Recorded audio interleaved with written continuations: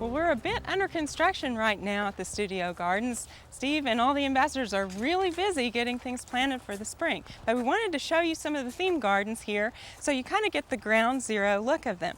Now this is our cottage vine garden, and it's going to be here again. So this is probably the most complete garden because we have several vines that have been here all winter long. And so this will be fun to see as it grows and progresses through the year. Now one of our probably star gardens this year, going to be out in the middle of the studio, is our 25th anniversary carpet garden, a very formal garden, and it's reminiscent of our formal carpet garden that we had a few years ago. So this will be exciting to see. Now here, where our gazebo is, we're going to be having a mint garden. And basically it will be filled with plants that are in the mint family. So you'll see a lot of plants with square stems in that garden this year. Now this is going to be our blue and yellow garden. It doesn't look like it right now. However, it will be filled with blue and yellow plants. We're also going to be having a tall and short garden filled with plants of the same species that are tall and short, like a tall variety of sunflower and a short variety of sunflower. And that should be a fun garden both for us and for the kids that come out to the gardens.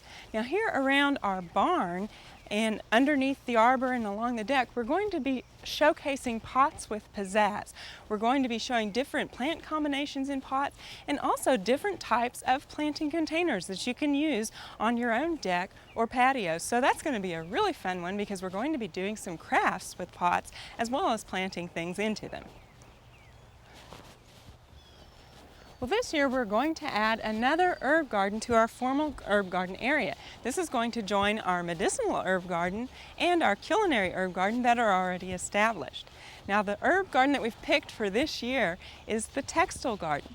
Now a textile garden consists of plants that are used in working with textiles, like plants that are used for dyes and also those used as fiber. So we might have some cotton in the garden, also some dye plants. So that'll be not only a fun garden to put in, but also a very educational garden.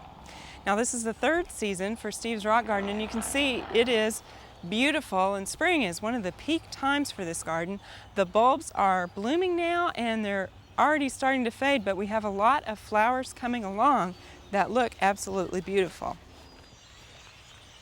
One of our other projects, which is a permanent bed, is our sun perennial garden, and we have it laid out here and have the stone ready to make the walls, but these are going to be walls here that will have kind of a terraced effect, and we'll have a very nice area here to put some permanent sun perennials and see how they perform for us.